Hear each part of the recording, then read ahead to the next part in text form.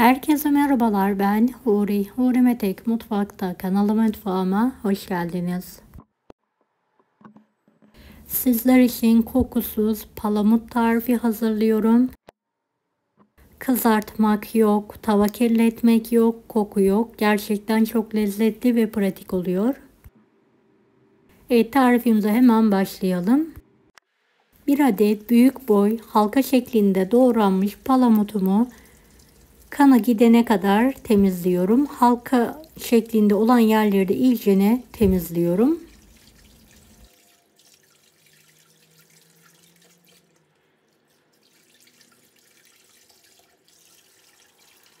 Evet, yıkadıktan sonra fazla suyunu mutlaka süzdürelim. Biraz sıvı yağ gezdirelim. Bir tatlı kaşığına yakın tuz, bir tatlı kaşığına yakın kırmızı toz biber ekleyelim. Evet, tüm malzemeyi karıştırarak harmanlayalım.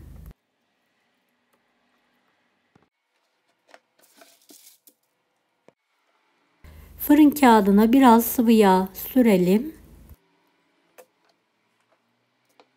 Palamutları üzerine dizelim.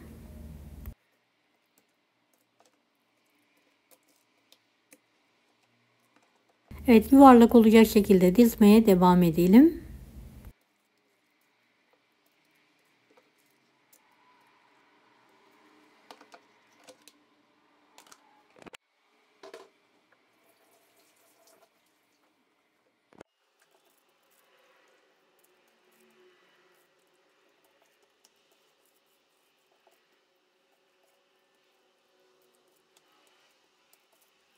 Evet, kırmızı toz biberleri tüm palamutlara yedirelim.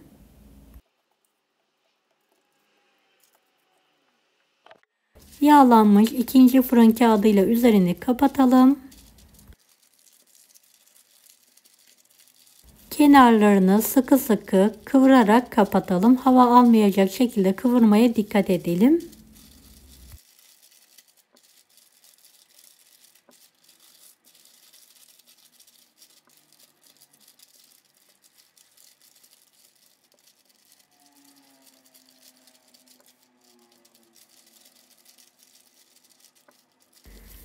Evet, sık olmasına dikkat edelim.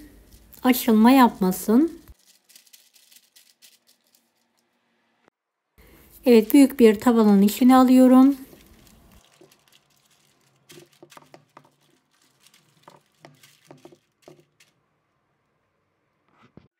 Ocağın büyük yerini orta olacak şekilde ayarladım. Tavayı üzerine alıyorum.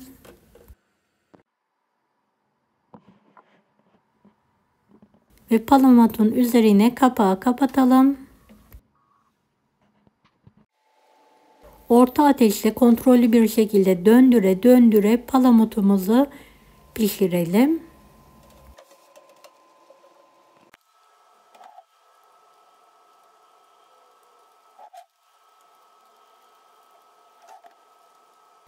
Beni hangi ülkeden veya şehirden izliyorsunuz merak ediyorum. Yoruma yazarsanız sevinirim.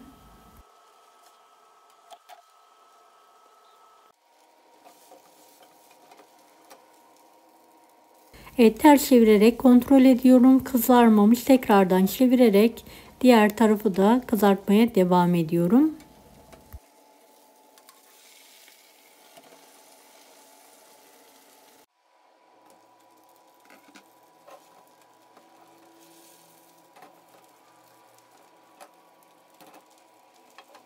Evet, tekrardan çeviriyorum, kızarmış. Ters çevirerek diğer tarafı da kızartmaya devam ediyorum.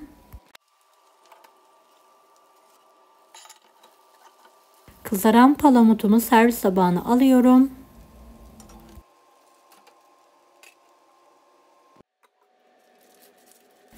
Fırın kağıdını keserek üzerinden alıyorum.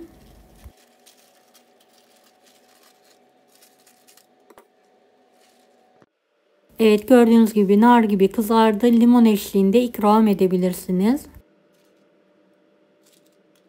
Ben yanına marul salatası yaptım. Lezzeti mükemmel oldu. Kızartma tadı olmadan nar gibi palamut. Deneyecek olan herkese şimdiden kolaylıklar dilerim. Kanalıma ücretsiz abone olmayı unutmayın. Allah'a emanet olun. Hoşça kalın.